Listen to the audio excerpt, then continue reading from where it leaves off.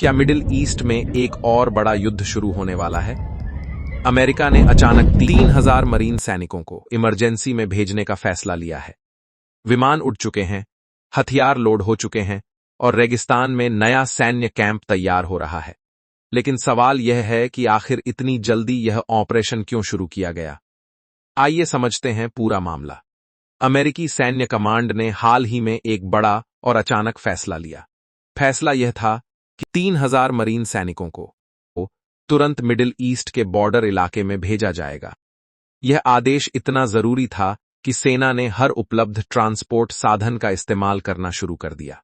देश भर के अलग अलग सैन्य ठिकानों पर मरीन सैनिक पहले से ही तैयार खड़े थे। उनके सामने रनवे पर शक्तिशाली बेल बोइंग V-22 ऑस्प्री विमान खड़े थे। ये विमान खास इसलिए हैं क्योंकि ये हेलीकॉप्टर की तरह सीधे ऊपर उठ सकते हैं और विमान की तरह तेज उड़ सकते हैं। सभी मरीन सैनिक पूरी तरह युद्ध के लिए तैयार थे। उन्होंने बॉडी आर्मर पहन रखा था, हेलमेट लगाए हुए थे और उनके कंधों पर राइफलें टंगी हुई थीं। उनके बैकपैक में गोला, बारूद, जरूरी उपकरण और कई दिनों का सामान मौजूद था। जैसे ही आदेश मिला, तुरंत बोर्डिंग शुरू हो गई। ऑस्प्रे विमान के पीछे के बड़े रैंप नीचे किए गए और मरीन सैनिक एक एक करके अंदर बैठने लगे। कुछ ही मिनटों में विमान भर गए, रैंप बंद हुए, रोटर घूमने लगे और तेज आवाज के साथ विमान उड़ान भरकर उस दिशा में निकल गए जहां पहले से अमेरिकी सैन्य जहाज तैनात थे। ये जहाज दरअसल एक तरह के मोबाइल सैन्य बेस की तरह काम कर रहे थे। जब विमान जहाजों तक पहुंचे, तब वहां पहले से मौजूद मरीन यूनिट्स अगले मिशन की तैयारी कर रही थीं। जहाज के अंदर अधिकारियों ने तेजी से ब्रीफिंग शुरू की।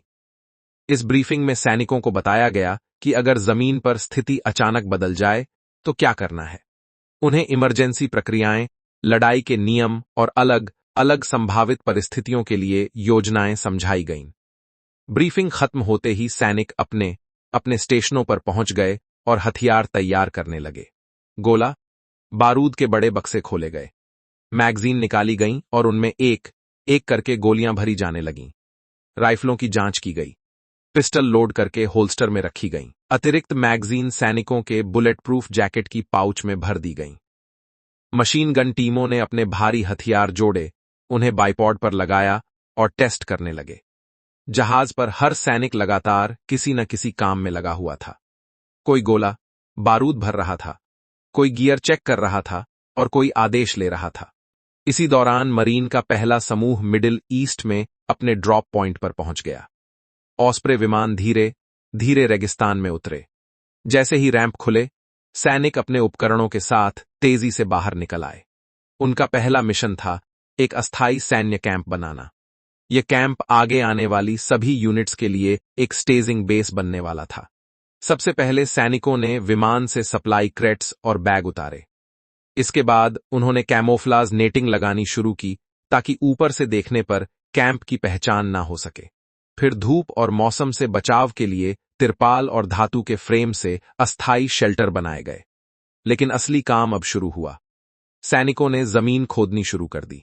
उन्होंने कैंप के चारों ओर रक्षात्मक पोजीशन बनाई, फाइटिंग होल, ऑब्जर्वेशन पोस्ट और वाहनों के लिए सुरक्षित जगहें।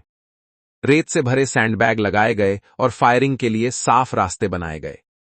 कुछ ही घंटों में खाली रेगिस्तान एक पूरी तरह सक्रिय सैन्य बेस में बदल चुका था। कम्युनिकेशन एंटेना खड़े किए गए और कमांड सेंटर से संपर्क स्थापित किया गया।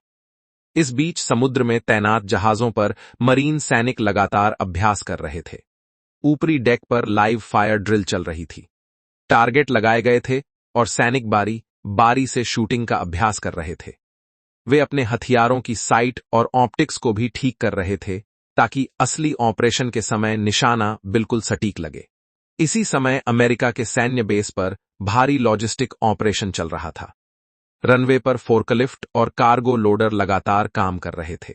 बड़े ट्रांसपोर्ट विमान बोइंग C-17 ग्लोबमास्टर III में भारी सैन्य उपकरण लोड किए जा रहे थे।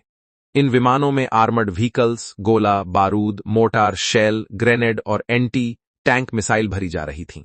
साथ ही खाने पीने का सामान, पानी, मेडिकल उपकरण, ईंधन टैंक और पोर्टेबल जनरेटर भी लोड किए जा रहे थे। ये सब चीजें मैदान में लड़ाई जारी रखने के लिए बेहद जरूरी होती हैं। सी 17 विमान एक एक करके पूरी क्षमता तक भरे जा रहे थे और जैसे ही लोडिंग पूरी होती वे उड़ान भरकर सीधे मिडिल ईस्ट की ओर रवाना हो जाते। रनवे पर और भी विमान लोड होने के इंतजार में खड़े थे। यह सप्लाई चेन 24 घंटे लगातार चल रही थी ताकि जब सैनिक जमीन पर पहुंचें तो उन्हें लड़ाई के लिए जरूरी हर चीज तुरंत मिल सके। अब सबसे बड़ा सवाल यही है, क्या यह सिर्फ तैयारी है या फिर मिडिल ईस्ट में एक और बड़ा सैन्य टकराव होने वाला है? यह आने वाला समय ही बताएगा।